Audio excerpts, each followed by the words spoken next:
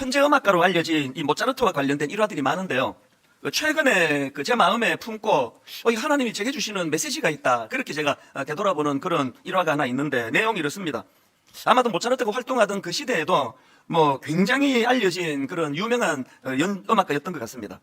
그래서 이제 그 많은 사람들이 모차르트에게 와서 선생님에게 음악을 배우고 싶습니다, 그렇게 찾아오는 경우가 되게 많았다는 겁니다. 어느 날입니다. 어떤 청년이 이제 찾아온 거예요. 그래서 이제 모차르트에게 이런 부탁을 했습니다. 선생님, 저는 선생님에게서 음악을 배우기를 원합니다. 이제 보통 이렇게 찾아오면은 모차르트가 항상 하는 앵무새처럼 하는 질문이 있대요. 이런 질문을 했습니다. 당신은 음악을 배운 적이 있습니까?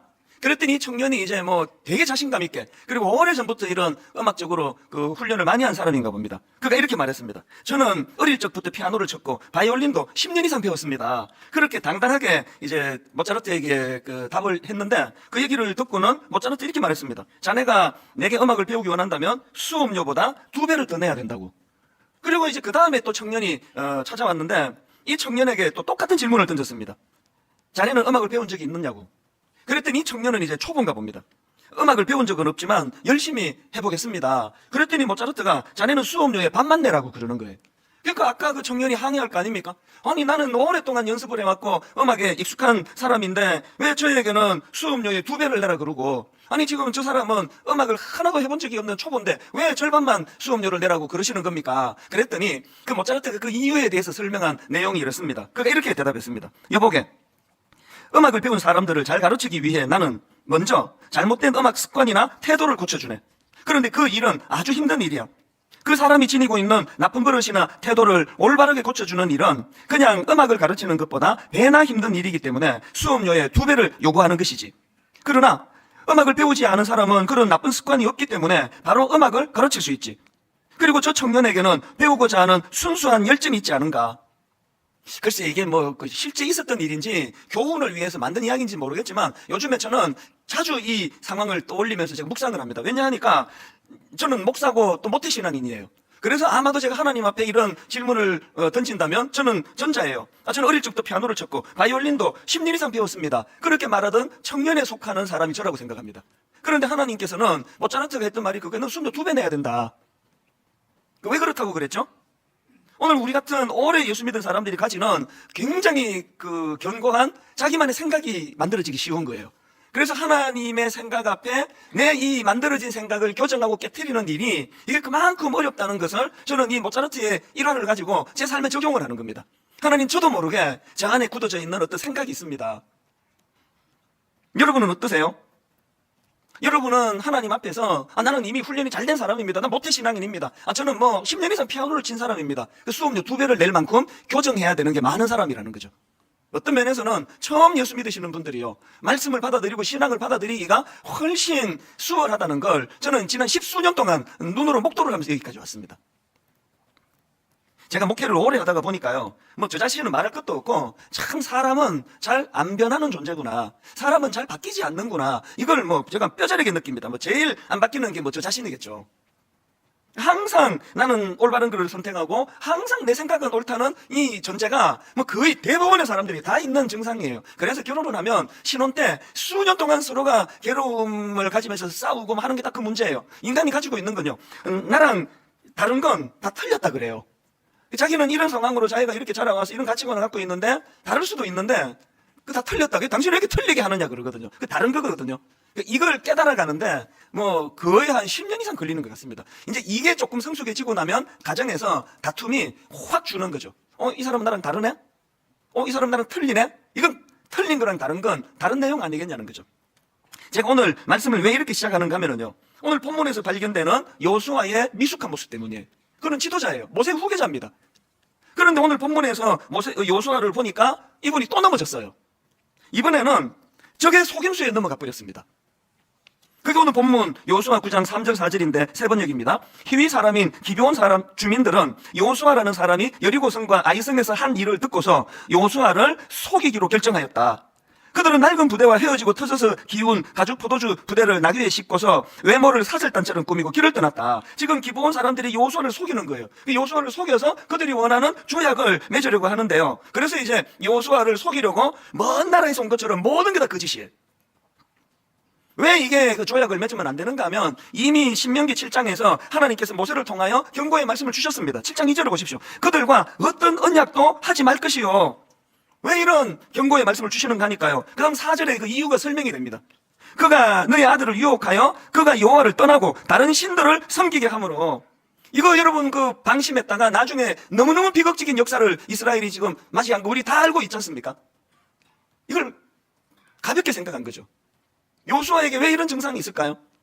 이 자기 지도자예요. 사람들이 다 자기 말을 듣고 하니까 이제 그 머릿속에 아까 그 모차르트로 이야기하면 난 10년 이상 음악한 사람이라고. 이 생각의 교정이 잘 안 되는 부분이 요수아에게 지금 계속 드러나고 있는 것을 우리가 살펴보고 있지 않습니까? 아이성 때도 그랬고요.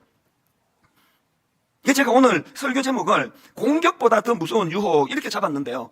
요수아가 방심한 게 뭡니까? 지금 그 가나안 원주민들이 막 이제 그 연합군을 형성하고 막 공격을 일으키고 오는 데는 긴장하면서 잘 대처하는 게 그게 지도자의 모습인데, 그런데 유혹하니까요, 변장하고 찾아오니까요, 방심해버린 거예요. 제가 오늘 설교 제목을 공격보다 더 무서운 유혹 이렇게 잡은. 다윗을 한번 보세요. 골리앗이 막 대놓고 그냥 하나님을 조롱하고 막 대놓고 길길이 날뛰고 하니까 그때 바짝 긴장해서 다윗이 여호와 하나님의 이름으로 그렇게 골리앗을 무찌르지 않습니까? 그랬는데 여러분 다 아시지만 우연히 옥상을 거닐다가 어떤 목욕하는 여자를 발견하고는 그 뭐 목욕하는 여자분이 뭐가 잘못이에요? 이거를 사단은 찬스의 귀재거든요. 그 산을 사단이 공격한 거는 다윗에게 이 부분이 약하기 때문 아닙니까? 그래서 한 번에 넘어져 버렸잖아요. 유혹이 대놓고 공격하는 것보다 훨씬 무서운 겁니다. 그래서 기독교는요, 핍박할 때 항상 부응했습니다. 2000년 역사에 예외가 없습니다. 항상 핍박하면 긴장해요. 하나님께 은혜를 구해요. 눈물로 하나님 앞에 무릎을 꿇는 일이 일어나는데 방심해하는 시기예요. 그게 모차르트가 말하는 그 교훈이 왜 저에게 무서운 메시지가 되느냐? 저 이제 목회한 지 초보 아니고요. 그 많은 경력을 제가 쌓았기 때문에, 그래서 이제 난 목회 34년 차라고, 분당 우리 교회 담임 목사라고, 대놓고는 그렇게 하지 않아도 저 안에 그런 교만이 부인할 수 없이 자리 잡고 있는 거거든요. 이럴 때가 너무나 위험할 때다. 그래서 설교 제목이 어떤 면에서는 저에게 주시는, 그리고 오래 예수 믿은 분들에게 주시는 경고의 말씀입니다. 공격보다 더 무서운 게 유혹이에요. 변장하고 찾아오기 때문에. 오늘 본문의 요수아를 이런 관점으로 한번 살펴보기를 원하는데요. 오늘 본문에서 이 요수아의 경솔함으로 인한 이 실패는 우리 모두가 다 주의를 기울여서 그 원인을 분석해야 되는데, 여기서 참 중요한 게 있는데요. 요수아가 그 기브온 사람들의 속임수에 속아 넘어갔던 시점을 성경은 명시하고 있다는 사실입니다. 자, 오늘 본문 1절에 맨 먼저 그게 나와요. 이 일 후에 이렇게 말씀이 시작합니다. 이 일 후에가 언젠가 하면은요, 여러분 우리 지난주 설교 이거 다 나누지 않았습니까? 이 일 후에는요, 이스라엘 백성들이 에발산과 그리심산에 모여가지고 하나님의 말씀을 선포하며 거기에 아멘 아멘 막 그 감격적인 말로 닿을 수 없는 뜨거움을 경험한 이 일 후에예요. 요수아도 백성들과 더불어서 그 놀라운 하나님 앞에 드려지는 그 퍼포먼스가 이루어지고 막 마음에 자신감이 충만하던 이 일 후에예요. 우리가 기억해야 되는 건요, 유혹이 언제 찾아오는가 하면은 항상 충만한 상태예요. 마음이 뜨거울 때예요. 예수님을 향한 공격도 마찬가지 아닙니까? 마태복음 4장에 보면은 마귀가 예수님을 무섭게 공격하는데요, 그 내용이 마태복음 4장 1절부터 시작이 됩니다. 그런데 1절도 똑같이 접속사로 시작하네요. 1절을 보십시오. 그때에, 이 일 후에, 이거 아닙니까? 그때에 예수께서 성령에게 이끌려 마귀에게 시험을 받으러 광야로 가사, 여기 보면은요, 그때에라는 이 접속사가 말하는 그때가 언제인가니까 바로 앞에 그 내용이 나옵니다. 바로 앞에 마태복음 3장 16절입니다. 예수께서 세례를 받으시고 곧 물에서 올라오실새 하늘이 열리고 하나님의 성령이 비둘기같이 내려 자기 위에 임하심을 보시더니 하늘로부터 소리가 있어 말씀하시되 이는 내 사랑하는 아들이요 내 기뻐하는 자라 하시니라. 지금 그때에 이 일 후에가 어느 때인가 하면은요, 예수 그리스도가 인간의 몸을 입고 오셔가지고 아마도 가장 충만하던 때일 거예요. 세례를 받으시는 그 현장에 삼위 하나님이 총출동을 하세요. 하늘이 열립니다. 놀라운 역사가 그 안에서 일어난 일을 경험하신 그때에 마귀가 공격을 하는 겁니다. 저는 내년이 내 생애에 가장 제가 마음을 다 쏟을 해가 될 것 같아요. 내년에 분당 우리 교회는 제2의 부흥을 꿈꿉니다. 그래서 머리부터 발끝까지 다 점검하고 있습니다. 교육자들하고 지금 계속 결의를 해요. 이번 주에는 직원들 전체를 모아놓고 이제 완전한 변신을 위하여 우리 같이 꿈꾸기를 원합니다. 근데 저는 알죠. 이제 내년에 저에게, 우리 교육자들에게, 순장님들에게 엄청난 공격이 시작이 될 거예요. 뭔지 모르겠지만 가장 무서운 달콤한 유혹으로 내년에 교회를 흔들 거라고 생각하는데요, 먼저 준비하고 있을 겁니다. 지금 이 일 후에. 그래서 이제 모든 성도님들이 기대감을 가지셔야 돼요. 이제 그냥 왔다 갔다 하던 신앙생활이 아니라 이 신앙생활은 그 물결에 편승하는 거예요. 올라타시는 거예요. 파도 타기예요. 내가 파도를 일으키는 거 아닙니다. 일으켜주시는 파도에 몸을 맡기는 거거든요. 내년에 여러분 개인과 여러분 가정과 분당 우리 교회에 부흥의 역사가 일어나기를 원합니다. 부흥의 역사가 일어날 줄 믿습니다. 그러면 공격이 시작이 되는데 유혹으로 오는 거죠. 유혹으로. 제가 참 마음이 아픈 게요. 그 JMS라고 하는 이 뭐 얼토당토 하는 이런 이단에 그게 누가 많이 넘어가느냐고요. 신천지에 누가 넘어가느냐고요. 잘 믿으려고 애쓰는 사람들이. 근데 속상해 죽겠죠, 그게. 그래도 잘 믿어보려고 애쓰는 사람이 교회에서 안 가르쳐주는 성경 공부한다. 한번 가보자. 그렇게 다 넘어가는 거 아닙니까? 미지근하게 신앙생활하는 사람은 한편으로는 참 아쉽고 답답하지만 한편으로는 제일 안심이 되는 분들이 그분들이에요. 이단이 뭐 손도 못 대는 게 그분들이에요. 아, 이 교회에서 안 가르쳐주는 성경 공부하자 그러면 참 교회에서 하자는 것도 안 하는데 내가 무슨 정성이 있어가지고 거기 따라가느냐고. 그래서 오늘 여기 참 사랑하는 내가 안심해도 되는 많은 분들이 예배를 드리는데요. 그분들도 이제 주님 앞에 각성해야 됩니다. 내년에 한번 우리가 그 사단이 공격을 하는데 거기에 넘어가지 않을 방법들을 오늘 제가 가르쳐 드릴 거니까요. 우리 같이 꿈을 꾸면서. 이런 의미에서 저는 이제 지난 한 해를 되돌아볼 뿐만 아니라 이제 내년에 우리가 함께 꿈꾸면서 오늘 요수아가 어떻게 하다가 이런 유혹에 넘어지는 어리석은 일을 범했는가. 그래서 이걸 우리가 이제 피하기 위해서 제가 두 가지 제안을 드리고 싶은데요. 여러분, 우리도 요수아처럼 유혹에 넘어가기가 쉽기 때문에 항상 이 두 가지 제안을 기억하셔야 돼요. 첫 번째가 영적인 분별력을 구해야 됩니다. 영적인 분별력 구하기. 예수 믿는 우리가 늘 기억해야 되는 말씀이 있는데 요한복음 8장 44절입니다. 너희는 너희 아비 마귀에게서 났으니 너희 아비의 욕심대로 너희도 행하고자 하느니라. 그는 처음부터 살인한 자요 진리가 그 속에 없으므로 진리에 서지 못하고 거짓을 말할 때마다 제 것으로 말하나니. 우리 그 다음 같이 한번 읽어보시겠습니다. 같이 읽습니다. 시작. 이는 그가 거짓말쟁이요 거짓의 아비가 되었습니다. 진짜 믿음의 성장을 원한다면 이거 잊으시면 안 됩니다. 여러분, 마귀는 거짓말쟁이에요. 거짓의 아비예요. 그게 항상 우리가 대비를 해야 돼요. 영적 전쟁은 이 속임수 전쟁이에요. 그렇기 때문에 에베소서 5장 16절에 보니까요, 세월을 아끼라 때가 악하니라. 그리고 17절에서 접속사 그러므로 이제 이 두 가지 말씀을 연결을 시키는데요. 17절입니다. 그러므로 어리석은 자가 되지 말고 오직 주의 뜻이 무엇인지 이해하라. 여러분, 우리 이거 기억하셔야 됩니다. 누가 세월을 아끼는 자입니까? 밤잠 안 자고 뛰어다니는 사람이 아니에요. 누가 세월을 아끼는 자냐 하니까 거짓의 아비인 사단에게 시간을 뺏기지 않는 사람이에요. 정신없이 뛰어다녔는데 이게 뭐지? 그래서 누가 세월을 아끼는 자냐? 밤잠 안 자고 빠르게 달리는 사람이 아니라 여기 말씀 그대로예요. 주의 뜻을 분별하는 사람이에요. 이건 이 속임수인데? 이건 나 유혹하는 건데? 이런 데 시간을 보내면 안 되는데? 주의 뜻을 분별하는 거예요. 제가 언젠가 말씀드렸죠. 저는 부부싸움도 안 해요. 진짜 안 합니다. 딴 거 아니에요. 아까워서요, 시간이. 이러고 있을 때가 어딨냐고, 지금. 아니, 사랑하는 아내와 함께 그 별 중요하지도 않은 것 가지고 감정 소모하고 뭐 네가 올린 내가 올린 그런 데 에너지 쓰고 싶지 않아요. 부부싸움 하지 않는 것도 세월을 아끼는 거라 생각하거든. 어지간하면 맞춰주면 되잖아요. 대화하면서. 여러분, 지금 세월을 아끼고 계세요? 무슨 기준으로 그렇게 살고 계세요? 다 살고 은퇴할 때쯤 돼갖고 내가 세월을 잘못 살았네, 이러시면 안 되잖아요. 그럼 어떻게 해야 된다고요? 주의 뜻을 분별해야 돼요. 이게 옳은 건가? 지난주 말씀을 다시 상기합니다. 매일 예배 때마다 그걸 점검하셔야 돼요. 그래서 매듭짓기예요. 이번 한 주간 내가 커튼 에너지를 쏟고 살지 않았나? 술, 담배가 한국 교회에서 금지 사항이 아니라도 저는 안 합니다. 안 할 것 같아요. 왜 이 거룩한 몸에다가 그 악한 연기를 내가 뿜어 넣어가지고 내 수명을 단축하느냐고. 그 세월을 아끼는 게 아니에요. 술? 저 안 합니다. 해본 적 없습니다. 그거 이제 뭐 다음 달에 뭐 총회에서 이제 뭐 목사님들은 술 마셔도 된다, 그러지 안 할 거예요. 왜 그게 옳고 그름이 아니라, 그런데 왜 내가 그 아까운 시간을 허비하느냐는 거 아닙니까? 세월을 아끼셔야 돼요. 그래서 항상 하나님 앞에 지도를 받고 하나님이 이끄시는 대로. 그런가 하면은 에베소서 4장 14절입니다.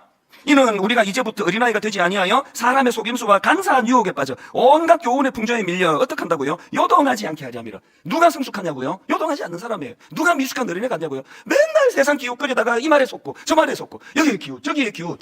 그거는 미숙한 어린아이예요. 항상 우리가 하나님 앞에서 시대를 분별하고 하나님께 뜻을 구하고 하나님 영적인 분별력을 주시기 원합니다. 그래서 우리는요, 사도 바울처럼 서로를 위해 기도해야 돼요. 골로새서 1장 9절. 이로써 우리도 듣던 날부터 너희를 위하여 기도하기를 그치지 아니하고 구하노니 너희로 하여금 모든 신령한 지혜와 총명에 하나님의 뜻을 아는 것으로 채우게 하시고. 아시겠습니까? 여러분이 갖고 있는 지혜, 여러분이 갖고 있는 총명, 여러분이 갖고 있는 그 지식에다가 뭘 덧붙인다고요? 하나님의 뜻을 아는 것으로 분별력으로 채워야 그게 참 지혜가 되는 거예요. 여러분, 여기서 한 가지 제가 또 다시 질문합니다. 요수아가 유혹에 왜 넘어갔습니까? 기브온 사람들이 거짓으로 평화조약을 맺고자 하던 그때는 이 요수아에게 굉장히 긴장되던 때라고 저는 생각을 해요. 왜 그렇게 쉽게 유혹에 넘어가 버렸나 생각해보면 지금 기브온 사람들이 연합군을 결성해가지고 여호수아를 위협하던 그런 때입니다. 그게 본문 2절에 나오는 얘기예요. 여호수아 9장 2절입니다. 그 적들이 지금 모여서 일심으로 여호수아와 이스라엘에 맞서서 싸우려 하더라. 지금 여호수아가 긴장하고 있는데 그들이 위장하고 변장하고 찾아와가지고 전쟁 안 치는 방법에 대하여 이야기를 하니까 솔깃 넘어가는 거죠. 유혹은 항상 이런 식으로 다가와요. 편하게 가는 길. 모든 사람들이 은행 이자 1%, 2% 그것밖에 안 되는데 뭐 지금 뭔지는 얼마나 되는지 모르겠지만 근데 우리를 속이는 사기꾼들은 20%를 준다는 거예요. 30%를 준다는 거예요. 편한 길. 항상 지금 경제적으로 쫓기는 분들에게 사기꾼은 접근하는 거 아닙니까? 그래서 악한 거죠. 너무너무 지금 여유가 없어서 속이 다 타들어가는데 이자를 20% 주겠다, 30%를 주겠다. 그래서 막 돈 다 끌어모아가지고 그렇게 하는 거. 이게 속임수에 넘어가는 사람들의 모습입니다. 유혹은 항상 이런 식이에요. 예수님을 향한 유혹도 마찬가지 아닙니까? 마귀가 예수님을 유혹할 때 제일 먼저 던졌던 유혹이 마태복음 4장 3절이에요. 시험하는 자가 예수께 나와서 이르되 내가 만일 하나님의 아들이거든 명하여 이 돌들로 떡덩이가 되게 하라. 이게 주님에게 얼마나 욕이 난가 하면은 이게 어떤 상황인지 여러분 아시잖아요. 바로 앞에 1절 2절을 보십시오. 그때에 예수께서 성령에게 이끌려 마귀에게 시험을 받으러 광야로 가사 40일을 밤낮으로 금식하신 후에 줄이신지라. 항상 공격보다 유혹이 더 무서운 거예요. 예수님은 그 유혹을 이겨내셨고요. 요수아는 그 유혹에 넘어져 버렸습니다. 왜요? 이분은 하나님이시고 이 사람은 인간이기 때문이에요. 그래서 여러분 아무리 노력을 해도 분별력은 우리 안에 없습니다. 이거를 기억하셔야 돼요. 세상의 유혹 시험이 내게 몰려올 때에 나의 힘으로 그것들 모두 이길 수 없네. 이 찬양은요, 이 한 줄에 액센트가 다 있습니다. 이것만 하시면 돼요. 세상의 유혹이 내게 몰려올 때 내 힘으로 이거 이길 수 없다. 이게 가장 강력한 전제예요. 제가 지금까지 많은 유혹이 있었지만 결정적으로 넘어가지 않을 수 있었던 건 이 전제를 제가 알았기 때문이에요. 유혹을 이길 수 있는 힘이 제게 없습니다. 그래서 3절에 보면은요, 다 정리를 해줍니다. 주위를 둘러보면 아무도 없는 듯 믿음의 눈을 들면 보이는 분 계시네. 지금도 내 안에서 역사하고 계시는 사망과 어둠의 권세 물리치신 예수 그리스도. 그래서 이 찬양이 계속 반복하는 후렴이 이렇습니다. 주님을 찬양, 손을 들고 찬양. 그 다음 가사를 보세요. 전쟁은 나에게 속한 것 아니니. 주를 찬양, 손을 들고 찬양. 전쟁은 하나님께 속한 것이니. 이거를 인정하는 게 분별력을, 우리가 그때그때마다 주시는 분별력을 누릴 수 있는 결정적인 비결이에요. 저도 좀 똑똑하고 여러분은 저보다 더 똑똑하고 그래서 보이스피싱? 그거 그 어리숙한 사람이나 당하지 이렇게 생각하시죠? 제가 아는 분이요, 굉장히 지혜로운, 어수룩한 분이 아니에요. 이렇게 말하는 것보다 더 지혜로운 분이에요. 근데 이분이 보이스피싱으로 3억 원을 뜯겼어요. 굉장히 똑똑하고 지혜롭고 대처 다 했고요. 요소마다 다 했고, 경찰에도 확인하고 검찰에 다 했어요. 그 꼭대기에 올라가 있는 거예요. 그 꼭대기 위에. 그래서 저처럼 어리버리한 사람은 그걸 잘 안 당해요. 그런 게 오면은 간이 덜컹대, 이게 큰일 났네, 어떻게 해야 돼? 막 다 묻고 막 그래갖고 저는 이런데 한 번도 넘어간 적이 없습니다. 여러분, 세상의 유혹 시험이 내게 몰려올 때 나의 힘으로 그것들 이길 수 없다. 이 전제가 여러분 안에 자리 잡고 있다면 하나님께 뭘 구해야 될까요? 분별력을 구하는 거죠. 분별력. 이게 첫 번째고요. 두 번째로 오늘 본문에서 그 여호수아가 가진 어리석음, 우리가 그런 어리석음을 범하지 않기 위해 해야 되는 두 번째 제안이 있는데요. 하나님께 여쭙기예요. 하나님께 여쭙기. 모차르트가 왜 그 음악 많이 한 그 사람에게는 수음료 2배 내라. 왜 그렇게 했냐고요? 자신 있는 사람은 안 물어요. 필요한 것만 묻는 거죠. 이건 됐고요. 이건 내가 잘하니까 이건 어떻게 하는지 가르쳐 주세요. 우리가 그런 사람 아닙니까? 제가 오늘 본문을 묵상하다가 굉장히 흥미로운 그 두 대조가 본문에 있다는 걸 알게 됐는데요. 자, 여호수아 9장 8절을 보세요. 그들이 여호수아에게 이르되 우리는 당신의 종들이니이다 하매 여호수아가 그들에게 묻대요. 사람에게 물었습니다. 그 다음 14절에 보니까요, 무리가 그들의 양식을 취하고는 어떻게 할지를 여호와께 묻지 아니하고 해요. 사람에게는 묻고 하나님께는 묻지 아니하고. 이게 여호수아가 넘어지게 된 핵심 원인입니다. 사람에게 묻고 하나님께 묻지 아니하고. 구약의 그 사울도 마찬가지 아닙니까? 그가 얼마나 순수했던 청년인지 모릅니다. 사울 왕이. 그랬던 그가 나중에 교만해서 망해버렸는데요. 그 역대상 10장에 보면은 사울 왕의 죽음을 상세하게 거기다 기록을 해요. 그리고 맨 마지막에 그가 왜 망했는지에 대한 분석을 두 가지로 하는 걸 제가 봤는데요. 역대상 10장 13절을 보십시오. 사울이 죽은 것은 여호와께 범죄하였기 때문이라. 그 범죄가 두 종류입니다. 첫 번째가 뭐냐? 그가 여호와의 말씀을 지키지 아니하고예요. 그래서 이제 신접한 자에게 가르치기를 청하는 어리석음을 범했고요. 그다음 두 번째로 그가 범한 죄가 뭐냐? 14절 여호와께 묻지 아니하였으므로 해요. 이게 죄래요. 어떻게 그렇게 순수했던 청년이 이렇게 몰락해 버렸나? 범죄로 그렇대요. 묻지 않는 것. 다윗도 마찬가지 아닙니까? 다윗은 늘 여쭙는 게 그 사람의 그 트레이드 마크잖아요. 한번 보세요. 사무엘상 23장 2절. 이에 다윗이 여호와께 묻자와 이르되. 그 다음 4절. 다윗이 여호와께 다시 묻자온데. 사무엘상 2장 1절. 그 후에 다윗이 여호와께 여쭈어 아뢰되 내가 유다 한 성읍으로 올라가리이다. 여호와께서 이르시되 올라가라. 또 다윗이 아뢰되 어디로 가리이까? 그래서 다윗은요 늘 여쭙고 또 여쭙던 인물이에요. 그래서 다윗이 우리에게 너무나 좋은 공식을 하나 만들어줬습니다. 다윗은요 이 공식이요 묻고 듣고 순종하기. 이게 참 마음에서 울림이 있는 공식이 묻고 듣고 순종하기. 이랬던 다윗인데요. 놀랍게도 제가 앞에서 말씀드렸던 목욕하는 여자를 보고 옥상을 어실렁거리고 멀리서 목욕하는데 심히 아름답다. 그건요 그 여자가 이렇게 그 육신으로 이게 뭐 뚱뚱하네 훌쭉하네 뭐 몸매가 좋네 이게 아니에요. 마음에서 이미 그 안에서 욕구가 일어난 거예요. 그 인생의 오점을 남기게 만드는 절체절명의 위기의 상황에서 그렇게 묻기를 잘하던 다윗이 묻지 않습니다. 자, 이제 결정해요. 저 여자 수소문해서 데려와라. 또 목사님이 전도사님 두 분과 택시를 타고 갔습니다. 왼편에는 좀 예쁜 전도사님이 타셨고 오른편에는 뭐 평범한 외모를 가진 전도사님이 타셨어요. 그래서 이제 이 택시가 좌회전을 하면은 왼쪽에 그 좀 얼굴이 평범한 전도사님 쪽으로 쏠리기도 하고 또 예쁜 전도사님 쪽으로 전도사님은 빼고 여성으로 바꿀게요. 그래서 그런 여성 쪽으로 쏠리는데 이제 이 젊은 목사님이 이제 기도를 하는 거예요. 어떻게 기도하는가 하니까 이 평범한 외모를 가진 여성 쪽으로 몸이 쏠리면은 시험에 들지 않게 하옵소서. 그렇게 기도를 하고요. 아주 예쁜 여성 쪽으로 기울어지면 주여 뜻대로 하옵소서. 그렇게 기도를 했다는 거예요. 이게 우리의 실체 아닙니까? 지 마음에 들면 막 매달려가지고 주님 뜻대로 해달라 그러고 자기 마음에 안 드는 건 시험에 들지 않게 해달라 그러고 다윗이 지금 그 모양 아니냐고요. 그렇게 묻기를 잘하던 다윗인데 지금 멀리서 목욕하는 여자 마음에 쏙 든 거예요. 수소문해서 부르고 싶은 거예요. 안 물어요. 왜 안 묻습니까? 물으면 하나님 뜻을 말할 거니까. 너 정신 나갔냐? 스톱! 안 돼! 그건 안 묻는 거예요. 우리의 신앙이 묻지 않는 것도 문제고 묻는 것도 지 맘대로 묻는 거죠. 묻고 싶은 것만 묻는 거죠. 막을 것 같은 건 안 묻잖아요. 그래서 저는 오늘 여러분 그 결론겸으로 그리고 또 가장 중요한 대안으로 시편 46편 10절을 제가 들고 싶습니다. 세 번역입니다. 이런 권면을 놓치면 안 됩니다. 너희는 잠깐 손을 멈추고 내가 하나님인 줄 알아라. 너희는 잠깐 손을 멈추고 내가 하나님인 줄 알아라. 내가 뭇 나라로부터 높임을 받는다. 내가 이 땅에서 높임을 받는다. 뭘 의미하는지 아시겠죠? 하나님은 우리 수준의 분이 아니세요. 그래서 항상 그 분별력은 하나님께 있어요. 그래서 자꾸 여쭙는 거죠. 잠깐 걸음을 멈추고 잠깐 손을 멈추고. 지난주 말씀 다시 한번 말씀드립니다. 여호수아가 에발산과 그리심산으로 백성들을 데리고 갔습니다. 전쟁 치다가 갑자기 엉뚱한 데로 갔습니다. 이게 잠깐 손을 멈춘 거 아닙니까? 잠깐 손을 멈추었어요. 왜 멈추었습니까? 그 공명이 잘 되는 골짜기에서 에발산과 그리심산으로 나누어 백성들을 세워놓고 하나님의 말씀을 선포하고 어떤 말씀이 선포되든지 간에 그것을 수용하며 아멘 그 놀라운 광경이 벌어졌는데 이걸 제가 퍼포먼스라고 했습니다. 위험한 단어예요.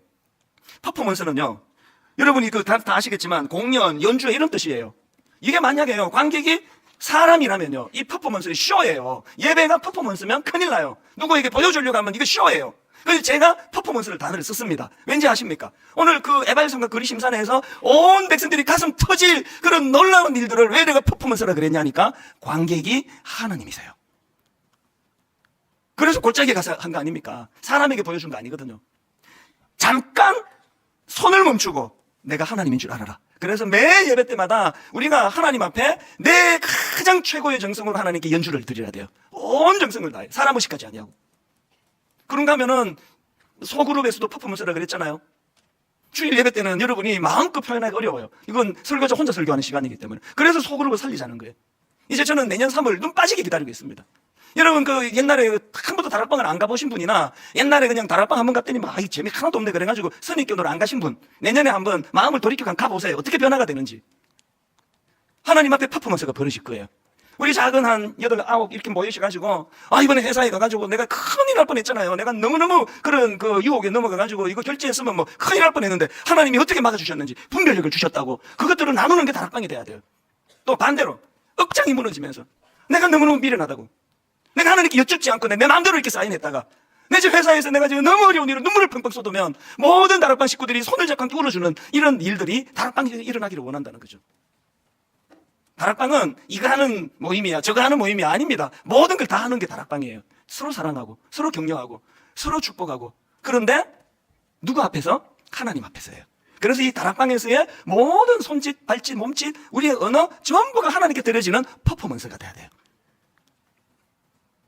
내년에 분당 우리 교회 예배가 하나님께 드려지는 너무나 조화로운 연주가 되기를 원합니다. 그리고 그 하나님 주시는 힘으로 하기 원합니다. 십자가 지신 예수 그리스도, 우리에게 이 놀라운 연주자의 길로 이끌어 가시기 위하여 십자가를 지신 예수 그리스도. 결론을 저는 이 말씀으로 맺기 원합니다. 시편 25편 15절, 내 눈이 항상 여호와를 바라보면 내 발을 그물에서 벗어나게 하실 것이미로다. 우리가 유혹에 넘어가지 않기 위해서 하나님께 여쭈어야 되는데 그 일은 하나님과의 인티머시, 친밀감이 있는 사람이 할 수 있는 거예요. 내가 항상 여호와를 바라보면 내 발을 그물에서 벗어나게 하실 것이미로다. 호세아 6장 3절, 그러므로 우리가 여호와를 알자, 힘써 여호와를 알자. 그러므로 우리가 여호와를 알자, 힘써 여호와를 알자. 친밀감이에요. 항상 여쭐 수 있는 분. 제가 새벽에 일어나가지고 뭐 그 긴 시간을 뭐 하고 있겠냐고요. 그 긴 시간을 오늘 하루 제가 하나님 앞에 해야 되는 일들에 대해 여쭙는 거죠. 여쭙고 또 여쭙는 거죠. 오늘 설교의 그 마무리를 이 찬양으로 맺기 원합니다. 세상의 유혹 시험이 내게 몰려올 때 가장 강력한 전제, 나의 힘으로 그것들 모두 이길 수 없다, 이 전제예요. 그래서 전쟁은 나에게 속한 게 아니고 전쟁은 하나님께 속한 것이다. 그분께 여쭙는 거예요. 분별력을 구하는 거예요. 우리가 이 순결한 마음을 하나님께 찬양으로 올려드릴 때 내 실패, 내 실수, 내가 가진 눈물, 내가 가지고 있는 이 여러 가지 아픈 마음들을 하나님 앞에, 거룩한 하나님 앞에 올려드리면 그게 여러분이 하나님께 드려지는 찬양의 재료가 되는 거예요. 이 시간에 하나님 관객이세요. 그분이 힘을 주세요. 힘을 받아야 또 한 주를 살아내거든요. 우리 찬양 그냥 부르는 찬양이 아니라 관객 되시는 예수 그리스도, 또 우리에게 힘을 주실 예수 그리스도, 내가 의지할 그분 예수 그리스도, 그분 앞에 우리가 마음을 드리면서 함께 찬양으로 고백하기 원합니다. 세상의 유혹 시험이 내게 몰려올 때에 선포합니다. 나의 힘으로 그것들 모두 이길 수 없네. 거대한 폭풍 가운데 위축된 나의 영혼, 어찌할 바를 몰라 헤매이고 있을 때, 여러분 바로 그 순간이 찬양하는 시간입니다. 주를 찬양, 손을 들고 찬양. 전쟁은 나에게 속한 것 아니니 주를 찬양, 손을 들고 찬양. 전쟁은 하나님께 속한 것이니 거짓과 속임수로 가득 찬 세상에서 우리 모두가 곤란한 인생, 어디로 갈지 몰라 머뭇거리고 있네. 공중에 권세 잡은 자 거짓의 아비, 지금도 우리들은 실패와 절망으로 넘어뜨리려 하네. 그런 당당한 순간에 주님을 찬양합니다. 주를 찬양, 손을 들고 찬양. 전쟁은 나에게 속한 것 아니니 주를 찬양, 손을 들고 찬양. 전쟁은 하나님께 속한 것이니 주위를 둘러보면 아무도 없는 듯. 그런데 그 순간 믿음의 눈을 들면 보이는 분 계시는, 지금도 내 안에서 역사하고 계시는 사망과 어둠의 권세 물리치신 예수님, 그 주님을 찬양합니다. 주를 찬양, 손을 들고 찬양. 전쟁은 나에게 속한 것 아니니 주를 찬양, 손을 들고 찬양. 전쟁은 하나님께 속한 것이니 우리가 자리에서 일어나셔서 주위를 둘러보면 아무도 없는 듯 믿음의 눈을 들면 보이는 분 계시네. 지금도 내 안에서 역사하고 계시는 사망과 어둠의 권세 물리치신 예수님, 그 주님 이름을 선포합니다. 주를 찬양, 힘을 들고 찬양. 전쟁은 나에게 속한 것 아니니 주를 찬양, 손을 들고 찬양. 전쟁은 하나님께 속한 것이니 분별력이 우리 안에 없습니다. 여호수아처럼 속는 거죠. 이러면 안 되는데 넘어가는 거죠. 그래서 우리가 구해야 되는 건 분별력을 구하는 거예요. 내 안에 없습니다. 분별력을 주시기 원합니다. 그리고 내 안에 없기 때문에 여쭙는 거예요. 아까 말씀드렸잖아요. 유리한 건 여쭙고, 요거는 아마 허락하실 거야. 불리한 거는 내가 알아서 하고. 이래서 이게 아무것도 안 되는 거예요. 여쭙고, 그게 귀를 기울이고, 그리고 순종하는 거. 다윗이 이 공식, 결정적으로 그 공식이 필요할 때는 죽여버리잖아요. 오늘 여러분 진짜 한번 부흥을 꿈꿔보세요. 아버지, 내 심령 안에 주님, 그 모차르트가 말한 너는 수업료 2배 내야 돼, 그런 굳어져 버린 신앙인이 아니라 처음 주님을 만날 때 그 마음으로, 주님, 저는 아무것도 모릅니다. 주님, 저를 지도해 주시기 원합니다. 여쭙고 분별력을 구하고 하는 우리 가정에 한번 부흥이 일어나기 원합니다. 한번 분당 우리 교회에 부흥의 역사를 허락하여 주시옵소서. 마음의 꿈을 꾸면서 하나님 앞에 우리 주님 이름 한번 큰 소리를 한번 선포하고 우리 합심해서 마음에 있는 그 다 토해내시면 좋겠어요. 주님 앞에 이 시간 같이 주님 이름 한번 부르고 기도하기 원합니다. 하나님 아버지, 지난 시간 돌아보면 참 속아서 유혹에 넘어가서 참 눈물 흘린 적이 참 많았던 것을 떠올려 기억하게 됩니다. 하나님, 세상은 온통 우리를 혼미하게 만드는 것밖에 없습니다. 한 번 잘못 받으면 인생이 끝나는 지뢰밭도 너무 많고, 그 정도까지는 아니라 할지라도 우리의 의욕을 꺾어버리고 엉뚱한 길로 인도하여 마음에 참 두려움에 휩싸이게 만드는 공격이 너무 많습니다. 하나님, 분별력을 필요로 하는데 우리 안에는 분별력이 없습니다. 이게 옳거니 하고 했는데 그것이 수렁이었고, 자녀 교육도 마찬가지입니다. 잘 지도하느라고 했는데 이것이 덫이 나가지고 아이들을 어렵게 만드는 일을 참 많이 행합니다. 오늘 주신 말씀 마음에 담고, 하나님, 분별력이 우리 안에 있는 게 아님을 인정하고 하나님께 분별력을 구하는 자들이 되게 하여 주시옵소서. 하나님, 그 지혜가 우리 안에 없기 때문에 늘 하나님께 여쭙기 원합니다. 하나님, 여쭙고 또 여쭙기 원합니다. 그래서 하나님이 주시는 분별력과 하나님 주시는 지혜로 한번 우리 가정과 우리 개인과 우리 교회의 부흥을 꿈꾸고 있사오니 부흥을 허락하여 주시옵소서. 한번 맛보기 원하오니 이 교회가 한번 내년에 우리 생각을 뛰어넘는 은혜의 물고가 트여지고 은혜가 쏟아 부어지는 한 해 되게 하여 주시옵소서. 이번 한 주간 오늘 배운 그대로 한번 더 실천해보기 원합니다. 직장에서, 가정에서, 자녀 교육에서 하나님께 여쭙고 또 여쭙고 분별력을 구하면서, 아, 이렇게 하니 참 이런 열매가 있구나, 이것을 경험하고 맛보는 한 주간으로 주님 인도하여 주시옵소서.